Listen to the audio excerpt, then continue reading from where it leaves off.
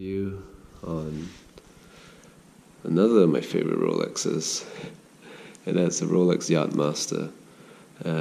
This is the newer model. Well, I can't remember what 11622. Sorry, I may be wrong. Can't remember, but great watch, right? Fantastic feel. That Rolex upgraded their bracelets and buckles. Just feels great. Beautiful dial, sunburst dial. From some angles it looks black, but it's mainly blue. It's just really, really stunning.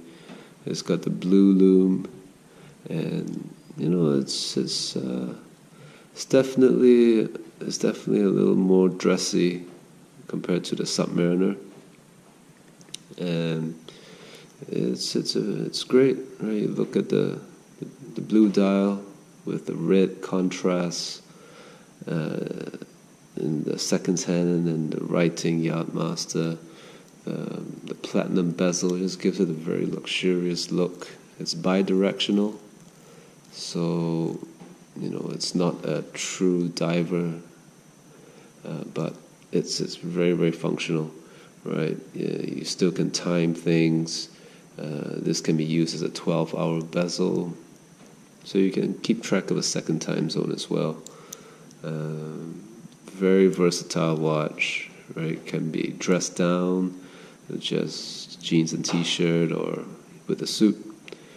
I actually wore this watch when I got married, and it's a really, really beautiful watch. Feels great on the wrist, right?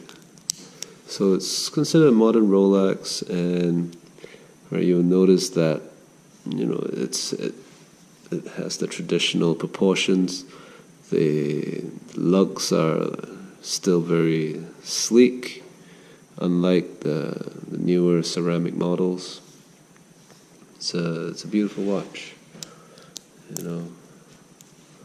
If you're someone who wants to be a little different, and you're not you don't want to just get the Submariner or the GMT, right? This is a great option, right? It shows that you know what you want. You don't see many of these in the wild, right? You see tons of Submariners and GMTs, but I'd say for every 10 Submariners you see one of these, or maybe even I don't know.